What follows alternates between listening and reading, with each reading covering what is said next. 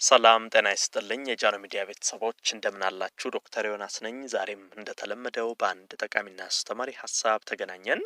በዛሬ ፕሮግራም የምነግራችሁ ከጾም በኋላ መመገብ ያለባችሁንና የሌለባችሁን ምግቦች ይሆናል። በነገራችን ላይ ዛሬ ይሄን ሀሳብ ማንሳት የወደድኩት በአሁኑ ሰዓት ላይ በጣም በርካታ ሰዎች በሕክምና ተቋማት ውስጥ እየመጡ ካለበት ጉዳይ አንዱ ይሄ ስለሆነ ነው። እንደሚታወቀው በአሁኑ ሰዓት ላይ በኦርቶዶክስ ክርስቲያኖችም በሙስሊሞችም ዘንድ የጾም ወቅት እንደሆነ ይታወቃል። ታዲያ ጾመው ከጾሙ በኋላ ምግብ ሲመገቡ መመገብ የሌለባቸውን ምግቦች እየተመገቡ በጣም በርካቶች ከጨጓራ ጋር በተያያዘ ከስኳር፣ ከግፊት፣ ከተለያዩ ህመሞች ጋር በተያያዘ ህመም እየተፈጠረባቸው ወደ ሕክምና ተቋማት እየመጡ ይገኛሉ። ስለዚህ ይሄን ነገር በጣም ማወቅና መጠንቀቅ ስላለባችሁ ነው ይሄን ቪዲዮ ያዘጋጀውላችሁ። ጾማችሁ ውላችሁ በኋላ ላይ ስትመገቡ መመገብ ያለባችሁ ተስማሚ የሆኑ ምግቦች አሉ። እንደገና ደግሞ በጾመ ሆዳችሁ ላይ ልክ ጾማችሁን ስትፈቱ መመገብ የሌለባችሁ ምግቦች አሉ። እነዚህን ነገሮች እነግራችኋለሁ ማለት ነው። አብራችሁን ቆዩ። ዶክተር ዮናስ ነኝ። ለቻናል አዲስ ከሆናችሁ ሰብስክራይብ እያደረጋችሁ የደወል ምልክቷንም እየተጫናችሁ ቤተሰብ ሁኑ። ይሄን መረጃም ደግሞ ላይክ እና ሼር እያደረጋችሁ በርካቶች ጋር እንዲደርስና ግንዛቤው እንዲኖራቸው እንድታደርጉ በክብር እየጠየቁ በቀጥታ ወደ ሀሳባችን እንግባ። በመጀመሪያ የምነግራችሁ መመገብ ያለባችሁን ምግቦች ይሆናል። ከዛ በኋላ መመገብ የሌለባችሁ በጤናችሁ ላይ ችግር የሚያመጡ ምግቦችን እናያለን። መመገብ ካለባችሁ ስንጀምር አንደኛው አትክልትና ፍራፍሬዎችን መመገብ ትችላላችሁ። አሁን ጾማችሁ ከዋላችሁ በኋላ ላይ ምግብ ስትመገቡ አትክልቶችን፣ ፍራፍሬዎችን ብትመገቡ እነዚህ ቀለል ያሉ ምግቦች ናቸው። ለጨጓራም አይከብዱም፣ ለአንጀትም ለመፈጨት መልካም ናቸው። ከሰውነታችሁ ጋር ከደም ጋር ከተለያዩ ነገሮች ጋር ተያይዞም ጉዳት የሚያመጡ ነገሮች አይደሉም። ስለዚህ ጾማችሁ ውላችሁ በኋላ ላይ አትክልቶችን እንደ ሰላጣ፣ ጎመኖች፣ ቆስጣ የተለያዩ አትክልቶችን መመገብ፣ ፍሩቶችንም እንደዚሁ መመገብ ትችላላችሁ። ይሄ ጤናማና ቀለል ያለ ምግብ ነው። አንደኛ ይሄን ማወቅ አለባችሁ።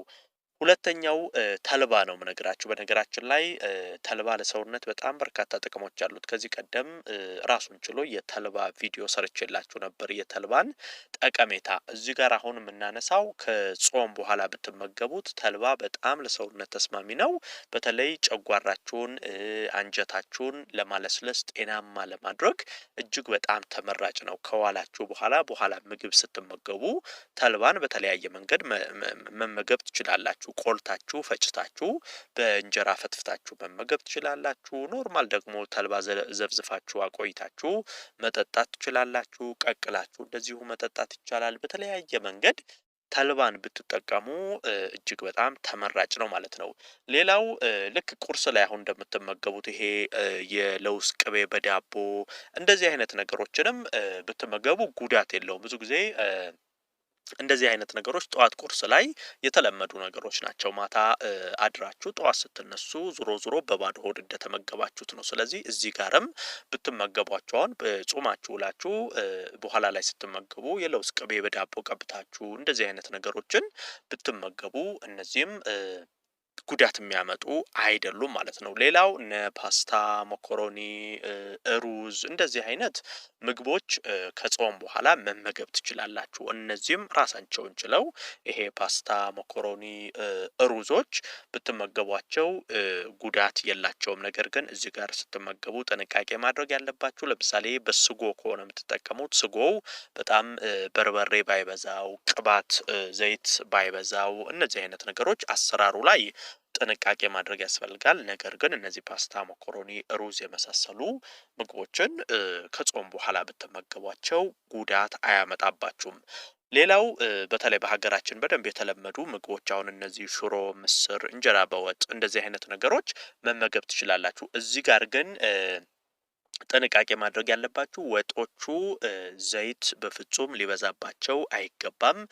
በርበሬ፣ ቅባታማ ነገሮች መብዛት የለባቸውም። ለምሳሌ ሽሮ ወጥ አሁን ዘይት በጣም የበዛው በርበሬ የበዛው፣ ምስርም በተመሳሳይ አሁን በጾመ ሆድ ላይ ምስር ወጡን ስትመገቡ በጣም በርበሬ ያለው ዘይቱ በጣም የበዛ እንደዚህ አይነት ከሆነ ከጉዳት ነው የሚሆንባችሁ። ስለዚህ በልኩ አለስልሳችሁ ካዘጋጃችሁት ሽሮ፣ ምስር እንዲህ አይነት ምግቦችን በእንጀራ ብትመገቧቸው ለስላሳ ከሆኑ ጉዳት አያመጡም። ስለዚህ እነዚህ አሁን የነገርኳችሁ ምግብ ከጾማችሁ በኋላ መመገብ የምትችሏቸው ናቸው።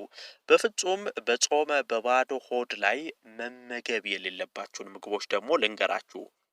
አንደኛ ነገር የሚያቃጥሉ ምግቦች በጾመ አንጀት ላይ መመገብ የለባችሁም። ለምሳሌ ሚጥሚጣ የበዛበት ይሄ በርበሬ፣ ቅባቶችን ጨምሮ ቅባት የበዛበት እነዚህ አሁን የተጠባበሱ ነገሮች እንደዚህ ይሄ በዘይት እየተነከሩ የተጠበሱ እንደዚህ አይነት ምግቦች በፍጹም ጾም ውላችሁ በኋላ ላይ መመገብ የለባችሁም። የሚያቃጥሉ ነገሮች በአጠቃላይ ከጾም በኋላ በሌላ ነገር አለስልሳችሁ ሆዳችሁን ከዛ በኋላ ቆይታችሁ ብትመገቧቸው ትችላላችሁ። ነገር ግን በባዶ ሆድ ላይ የሚያቃጥሉ በርበሬ የበዛባቸው ነገሮች መመገብ አይመከርም። ሁለተኛው ቡና ነው። ቡና ምንም ምግብ ሳትመገቡ በባዶ በጾመ ሆድ ላይ ባዶ ቡና መጠጣት ይሄ ከጨጓራ ጋር ተያይዞ ከሰውነት ከፈሳሽ ጋር ተያይዞ ከበርካታ ነገሮች ጋር ተያይዞ ትልቅ ጉዳት ያመጣባችኋል። በፍጹም ምግብ ሳትመገቡ ጾም ውላችሁ ከዛ በኋላ በባዶ ሆዳችሁ ቡና መጠጣት የለባችሁ። መጀመሪያ ምግብ ተመገቡ። ከዛ በኋላ ቆይታችሁ ነው ቡናን መውሰድ ያለባችሁ። ሌላው ችፕስ ነው። እንግዲህ ችፕስ በነገራችን ላይ ለሰውነት በጣም ጉዳት ያመጣል። ይሄ ችፕስ እኔ ከና ጭራሹ ባትመገቡ እመክራለሁ። ነገር ግን ችፕስ የምትመገቡም ከሆነ እንደው ምግብ ተመግባችሁ ቆይታችሁ ነው እንጂ ባዶ በዋለ ሆድ ላይ በኋላ በዘይት የተነከረ የተጠበሰ ችፕስ መመገብ እጅግ በጣም ጉዳቱ ያመዝናል። ይህንንም ባትመገቡ እመክራለሁ። ሌላው ጣፋጭ ነገሮች ናቸው። ይሄ በአጠቃላይ ኩኪሶች፣ ቸኮሌቶች፣ ብስኩቶች፣ ኬኮች ይሄ በባዶ ሆድ መመገብ የለባችሁም። ልክ ጾማችሁ ውላችሁ በኋላ ላይ ወይ በባዶ ሆዳችሁ ቸኮሌት መመገብ፣ ኩኪሶች፣ ኬኮች እንደዚህ አይነት ጣፋጭ ነገሮች በፍጹም በባዶ ሆድ መመገብ የለባችሁ። መጀመሪያ ምግብ ተመገቡ። ከዛ በኋላ እነሱ ቀስ ብለው ይደርሳሉ ማለት ነው። ከዚሁ ጋር ተያይዞ የለስላሳ መጠጦችንም ይጨምራል። በባዶ ሆዳችሁ በፍጹም የለስላሳ መጠጥ መጠጣት የለባችሁም። የጋዝ ይዘታቸው የጣፋጭነት ይዘታቸው በጣም ከፍተኛ ስለሆኑ ጉዳት ያመጣባችኋል። ከዚህ ከምግብ በኋላ ይደርሳሉ። ነገር ግን በባዶ ሆድ የለስላሳ መጠጣት የለባችሁም። ሌላው አልኮል ነው። አልኮልም በተመሳሳይ እንግዲህ ይሄ ግልጽ ነው። በባዶ ሆድ ምንም ምግብ ሳትመገቡ በዛ ላይ ባዶአችሁን የአልኮል መጠጥ የምትጠጡ ከሆነ ከፍተኛ ጉዳት ነው የምታመጡት። ጨጓራ ላይ፣ ጉበት ላይ፣ የተለያዩ ክፍሎቻችሁ ላይ ጉዳት ይመጣሉ። በአጠቃላይ እነዚህ አሁን የነገርኳችሁ ከጾም በኋላ መመገብ ያለባችሁና መመገብ የሌለባችሁን ምግቦች በመለየት ጤንነታችሁን ልጠብቁ ይገባል ማለት ነው። ዶክተር ዮናስ ነበርኩ። ይህን ሀሳብ ላይክና ሼር አድርጋችሁ ለሌሎችም አጋሯቸው። ለቤት አዲስ የሆናችሁም ቻናሌን ሰብስክራይብ እያደረጋችሁ ቤተሰብ ሁኑ። የዛሬን በዚሁ አበቃው። በቀጣይ ቀን በአዲስ ሀሳብ ዳግም የምንገናኝ ይሆናል። እስከዛው በያላችሁበት መልካም ጊዜ